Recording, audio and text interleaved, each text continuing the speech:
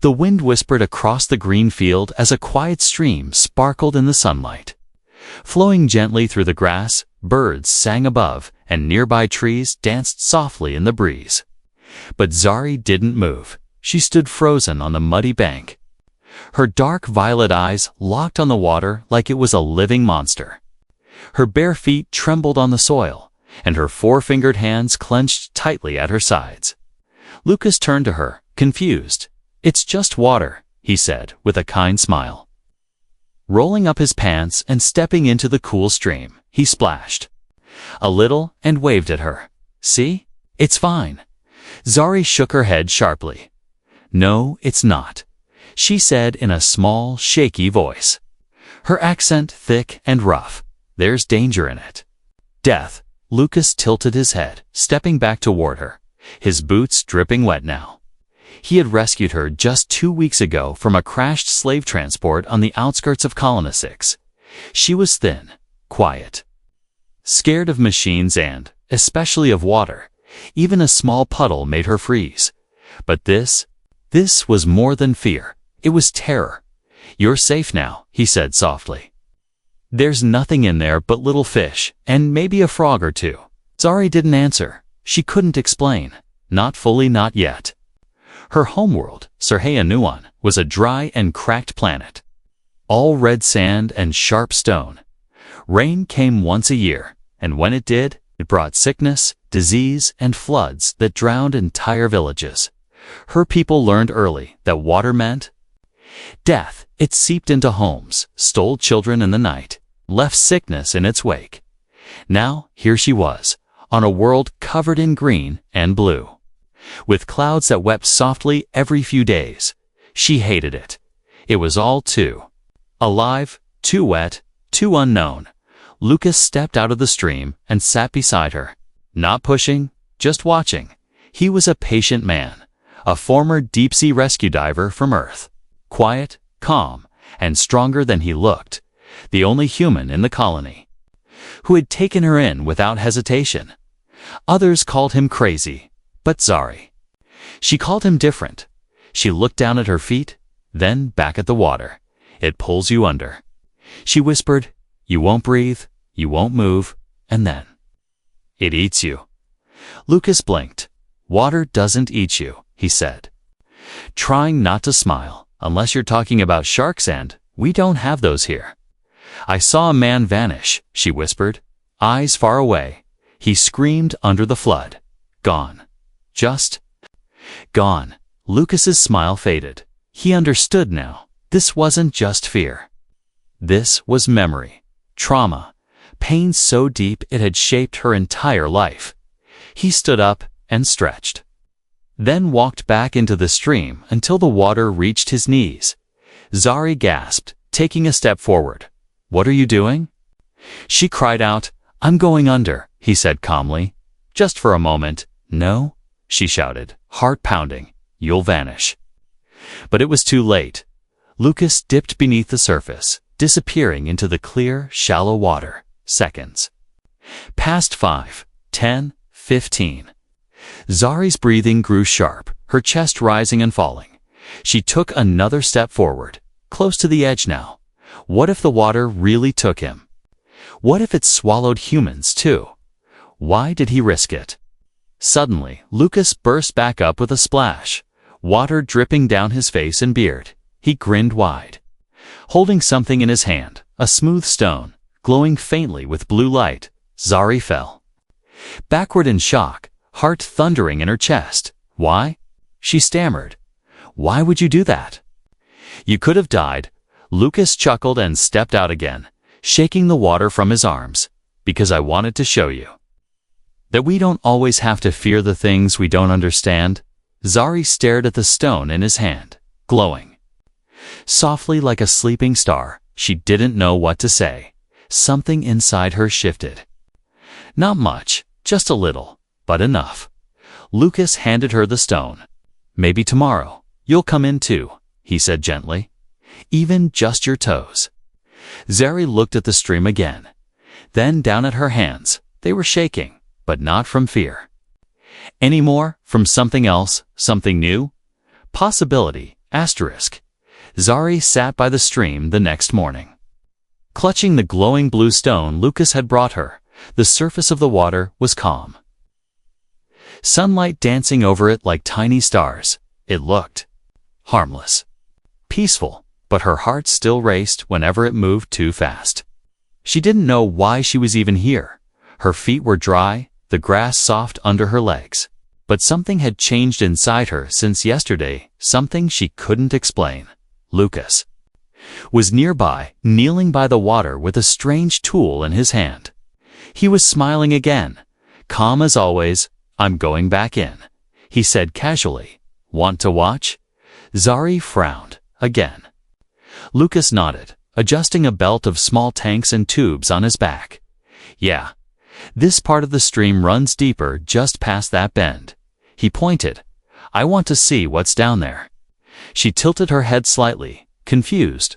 "Why?" "There's nothing but danger." Lucas chuckled, shaking his head. "That's what I love about it. Danger makes things interesting." He winked at her and stepped into the stream again, his gear hissing softly as it activated. Zari stood quickly, walking to the edge without even realizing it. Her fingers gripped the trunk of a nearby tree as Lucas sank into the deeper water. Then he was gone. No bubbles, no splash, just silence. Zari stared, her whole body tense. The seconds stretched long, 30 seconds, a minute. Her mind screamed at her to run, to call for help, to do something, anything. Then the water moved. Large ripple broke the surface, strong and fast. Zari gasped and stumbled back. Then a second ripple larger, this time followed by a sudden burst of water exploding upward. Lucas shot up from the stream, gasping and laughing. His arms were full of strange things, plants that glowed green. Smooth shells, a piece of what looked like ancient metal. "Gone," she whispered. "I thought you were." Lost, Lucas swam to the edge and stood up, dripping wet. "Nope," he grinned. "Still here?" He looked down at the items in his hands. Turning them over, "There's something down there, Zari," he said seriously. "Something old. Something hidden." She blinked slowly. "Something alive." Lucas frowned for a moment, then nodded. "Maybe I felt something. Something big," he said. "It brushed my leg before I came back up." Zari's eyes widened. "And you stayed in the water after that?" He nodded calmly. "Of course. That's when it gets exciting." She shook her head, stepping back. "Humans are strange," she muttered. "No fear, no sense." Lucas laughed. "That's one way to look at it." He laid the glowing plant down on a cloth, gently pressing its leaves open. Zari stared at it, eyes wide. The green light shimmered like it was alive. Pulsing slowly, Lucas saw the curiosity in her eyes. "This plant only grows in low-light, underwater caves," he said. "Means there's a whole system down there, maybe tunnels." Zari shivered. "Tunnels of water," she said, almost in a whisper, "where air cannot follow." Lucas nodded. "Exactly." He looked up at her, serious now. "But maybe those tunnels hold answers, history, maybe even something from your world." Zari looked away. "My world feared water," she said, voice low. "We told stories of things that lived inside it. Things with glowing eyes and teeth like blades." Lucas didn't dismiss her. He simply asked, "Do you believe those stories were real?" Zari didn't answer right away. She stared at the glowing plant, then at the stream. Finally, she said, "I don't know. But I know what fear feels like." Lucas stood and walked over to her. "You don't have to dive," he said. "Just come tomorrow. I want to go further downstream to the deep bend. You can sit on the rocks. Just watch." Zari hesitated, then nodded slowly. "One step at a time," she said, mostly to herself. Lucas smiled. "That's all it takes." As the sun began to set, Zari watched the water again. This time, something inside her whispered not of fear, but of wonder. And deep below the surface, unseen by either of them, A shadow moved silently in the water, waiting, watching. The morning air was cool, but the sun was strong.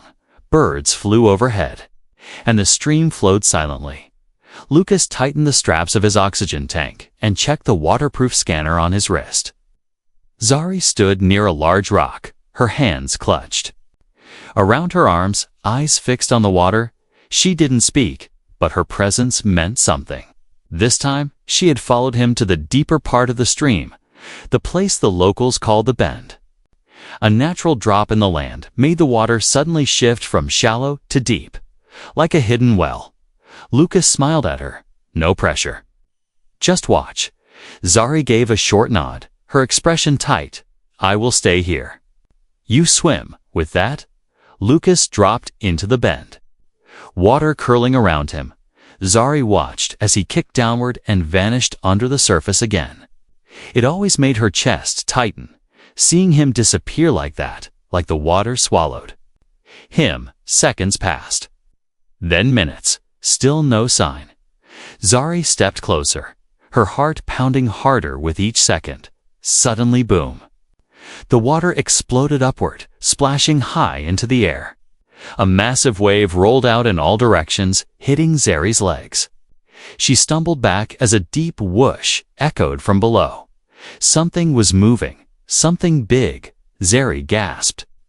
Eyes scanning the stream. Lucas. She shouted, fear crackling in her voice. Then the surface broke. Lucas burst out. Gasping and flailing slightly, something large tangled in his arms. He struggled toward the edge, and Zari ran forward. Grabbing his hand and helping him out, he collapsed on the rock beside her, coughing and laughing at the same time. His chest heaved as he held up what he had brought. It was a piece of carved stone, black, smooth, and ancient-looking. Alien markings ran across its surface, glowing faint blue, just like the stone he gave Zari before. Zari stared in shock. This is not from here, she whispered. This is Sir Hayanuan design. Lucas wiped water from his face. Nodding, I found it near a tunnel wall. There's more down there, Zari. A whole structure hidden beneath the rock. She looked at him, fear still in her chest. And the thing? What was that wave? Lucas grew serious. I didn't see it, but I felt it, he said. It swam close, fast, big enough to shake the water around me. Zari's face went pale. You should not go back. Lucas met her gaze. If this is part of your people's past, don't you want to know the truth? Maybe it explains why your people fear water so deeply. Zari looked down at the black stone, her fingers brushing its markings. It sang to her, softly. Not in sound, but in memory. She closed her eyes and saw flashes, dark waters, glowing. Cities, her ancestors, swimming freely, strong and fearless, and then something breaking through. A great flood. A creature with eyes like stars, terror, screams, silence. She opened her eyes, breath quick and shallow. I remember, she said softly. Just a little. My kind. We were once part of the water. Lucas blinked. Why too were aquatic? Zari nodded slowly. Long ago. Before the desert swallowed everything, she looked at the stream. We lived in lakes, rivers, even oceans. Until something came, Lucas leaned in. Something. Zari whispered the words like a curse. The breach. Lucas's eyes narrowed. Is that what you think I felt? She didn't answer. She didn't know. But her fear now had a name. That night, Zari sat by the fire while Lucas cleaned his gear. She held the black stone in her hands, feeling its weight and warmth. The wind whispered through the trees, and somewhere nearby, a soft splash echoed from the stream. Zari looked up quickly. Eyes alert, nothing moved, but deep in her bones. She felt it. The breach was not just a story, it was real. And something inside the water was watching them, waiting. The sky was soft gray the next morning, and mist curled along the stream like sleepy breath. Zari stood alone at the water's edge, her bare feet inches from the wet stones. Lucas hadn't woken up yet. She wanted to do this part alone. The black stone sat in her hands, warm despite the cool air. Its ancient markings glowed faintly, almost pulsing like a slow heartbeat. She stared at the surface of the water, watching it ripple gently. No explosions today, no strange movement, just silence. But silence could lie. Silence could hide the things that waited below. Zari took a breath and stepped forward. Her foot touched the stream and she gasped, not because it was cold, but because it didn't hurt. The water wrapped around her ankle, cool and smooth like silk. She waited for pain, for claws, for something to drag her under. Nothing happened. One more step, then another. Now she stood with water up to her knees. Her heart thudded like a war drum, but she didn't back away. Instead, she looked around. Fish darted beneath the surface, small and harmless. A frog croaked nearby, jumping from a rock, and then something brushed her leg. Zari froze, her breath caught in her throat. She glanced down quickly, her eyes wide with panic. A dark shape moved beneath her. Fast and smooth, it curled once, then vanished. She stumbled back, tripping over a rock and falling into the shallow stream with a splash. Cold water filled her ears, soaked her tunic. She flailed in instinct, arms searching for something solid. A strong hand caught hers. Lucas, he had heard her fall and came running. He pulled her up gently, dripping wet and shaking. Zari coughed, water running down her face. She looked up at him, embarrassed, afraid, but also proud. "I walked in," she whispered, voice shaky. "By myself." Lucas smiled, brushing hair from her face. "Yes, you did." She looked back at the stream, still half kneeling in it. "I felt something. It touched me," she said. "It didn't hurt me. It didn't pull me under." Lucas nodded. "Sometimes things just pass by," he said.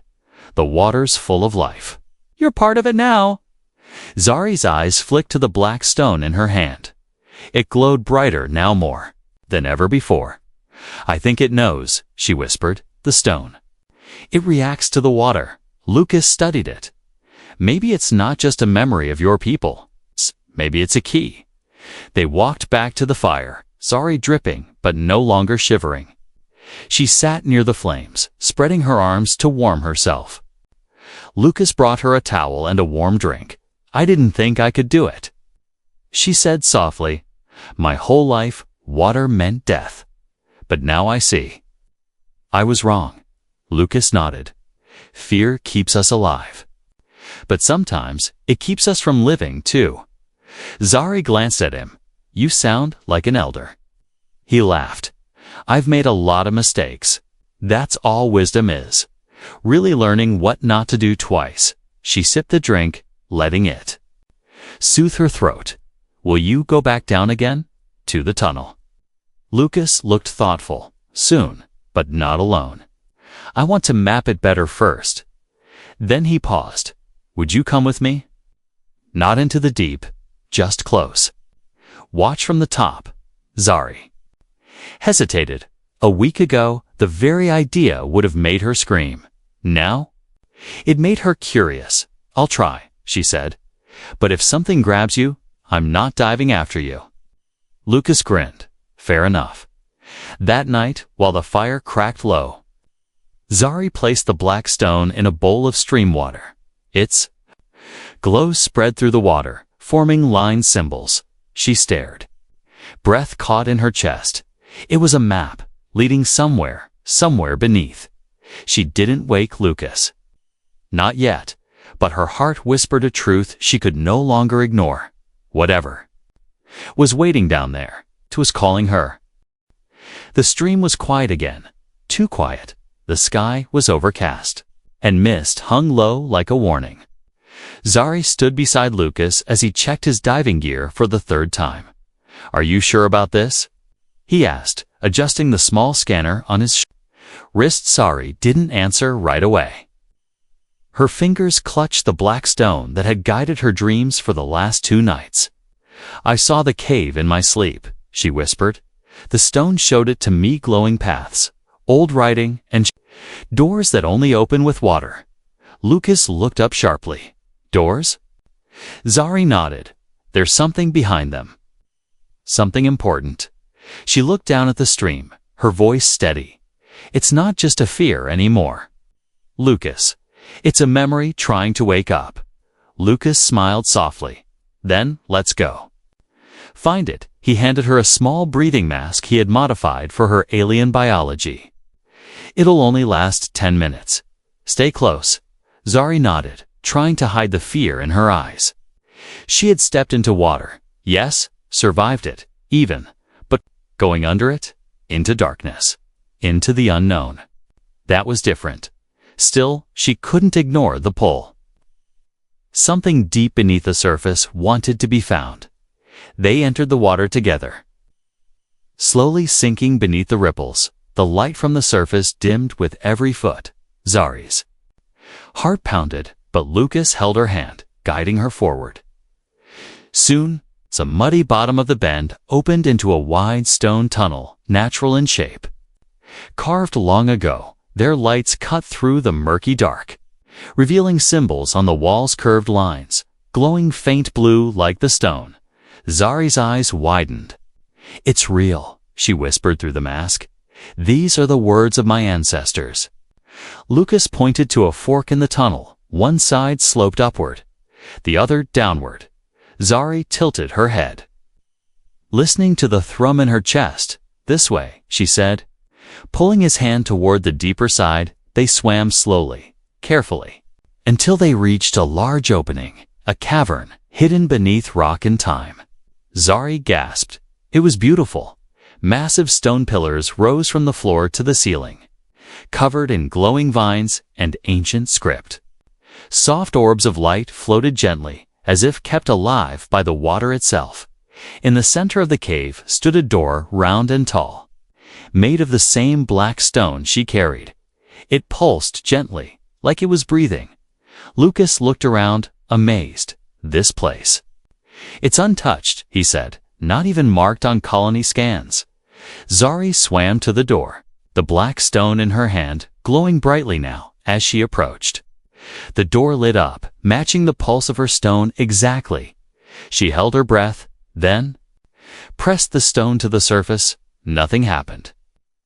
Then click door creaked and slowly slid open, revealing a chamber beyond, filled with carvings, scrolls sealed in glass, and what looked like armor. Zari's eyes widened. "These are memory vaults," she whispered. "My people used to store history here." Before the water became feared, she floated in, staring at the murals across the wall. One caught her attention. It showed her kind swimming freely with strange creatures, graceful and strong, but the next part darkened. The creatures turned violent, twisted, water turned black, cities fell beneath waves. One figure stood against them, glowing with the same stone she now held. Zari swallowed hard. They weren't just afraid of water, she said. They were afraid of what came through it. Lucas stepped beside her. "You mean like a gate?" Zari nodded slowly. "The breach? Maybe it was never just a myth. Maybe it's real, a place something came from." Suddenly, the water around them trembled. A deep pulse echoed through the cave, making dust rise from the stone. Zari grabbed Lucas's arm, her eyes wide. "That wasn't the cave," she said, voice tight, that came from deeper. Lucas checked the timer on their breathing masks. 3 minutes left. "We need to go," he said. Now they swam back quickly, but Zari turned once more. Her eyes locked on the armor resting in the center of the chamber. Tall, beautiful, and shaped perfectly for her kind. As if waiting. Zari sat alone near the stream as the evening light faded. Her clothes still damp from the dive, her hair tangled and heavy. The black stone rested in her lap, quiet now. No glow, no hum. Lucas had gone to charge the equipment and rest. But Zari, She couldn't sleep. Not after what she saw. The vault, the murals, the armor shaped like her. It was all real. The legends of her people weren't just stories, they were memories. And if the memories were real, then so was the fear. She touched her chest lightly. Feeling her heartbeat, slow and steady, she closed her eyes, and the dream returned. Dark water, her people swimming freely beneath glowing coral reefs, their bodies smooth and strong, gills along their necks, smiles on their faces. They belonged to the water, but then a crack in the deep, a dark opening, and from it came something wrong. Tentacles, smoke, a face that shimmered like glass but had no eyes, and a voice that said only one word, remember? Zari opened her eyes, gasping for air. Her hands trembled as she held the black stone again. That word, it echoed through her bones. She didn't just see the past now. She was feeling it, living it. Lucas returned with 2 thermal blankets and a worried look. You okay? He asked, kneeling beside her. Zari shook her head. I saw more, she said quietly, before the deserts, before the fear. We were not afraid of water. We lived in it. Lucas listened, letting her speak without interrupting. There was a time when my people had gills. She said, touching the side of her neck. We swam in oceans, built cities below the waves. But then we opened something. She looked up at him, eyes wide and wet. A breach. A hole between worlds. Lucas's brow furrowed, and what came through? Zari's voice lowered. I don't know its name, but it wasn't alive. The way we are, it changed things. Turned water against us. Turned creatures into monsters. We sealed the tunnels, left the oceans, and ran to the dry lands. Lucas blinked slowly. Your people gave up the water to survive. She nodded and passed down the fear. Generation after generation, until we forgot why, they sat in silence for a long moment. The only sound was the stream bubbling gently nearby. But then Lucas said something that surprised her. You didn't forget everything, he said. That vault opened for you. The armor was shaped for you. That stone only responds to you. Zari stared at him. You think? I'm connected to all of this. He nodded. You're not just remembering the past, Zari. I think you're meant to finish what they started, eh? Soft hum buzzed from the black stone again. Zari held it up this time. It showed a different image. The armor glowing, floating in the water, and her reflection wearing it. Standing strong beneath the waves, she looked at Lucas. I need to go back, she said, not just to see it, but to claim it. Lucas didn't hesitate. Then I'll go with you. Zari felt a strange warmth in her chest. Not from the fire, not from the stone, from him. The first person who didn't treat her like a burden, a creature, or a mistake. Just a person, one with a past worth uncovering. That night, they prepared. Lucas rechecked the oxygen systems and repaired the mask. Zari meditated beside the stream, letting the sounds of water calm her heart. She wasn't afraid anymore, not of water, not of her past. What she feared now was not knowing what had come through the breach. Why was she chosen? And what waited behind that final door beneath the stream? As the moon rose high, Zari stood and whispered into the night. I was born of the desert. But the water remembers me, and deep beneath the ground, in the forgotten chamber, the armor's eyes began to glow. Zari stood at the edge of the stream before sunrise. The sky was still dark, but a faint glow began to rise behind the trees. She wore a tight suit made of human tech mixed with alien fiber, stitched carefully by Lucas over the past 2 nights. Her body trembled, but not from fear, from knowing. Lucas stepped beside her, carrying the black stone and the breathing equipment. You ready? He asked quietly. Zari nodded slowly. No more running, she said. No more forgetting. They entered the water one final time, slipping beneath the surface like shadows. The current carried them toward the deep bend, then into the hidden tunnel. Their lights flickered over the stone walls and carvings. Now familiar, now sacred, Zari felt the pull again, stronger than ever. The black stone in her hand glowed brightly, guiding them without words as they reached the vault chamber.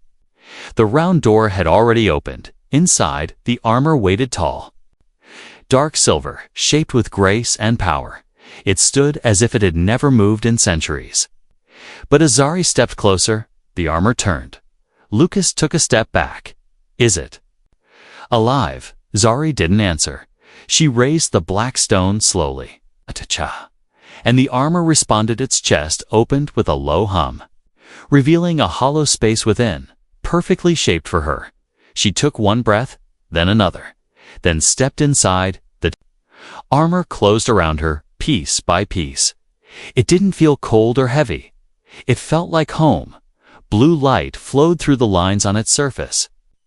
Pulsing with her heartbeat, the breathing mask clicked into place, adjusting perfectly to her alien lungs, and then her eyes widened. She saw everything.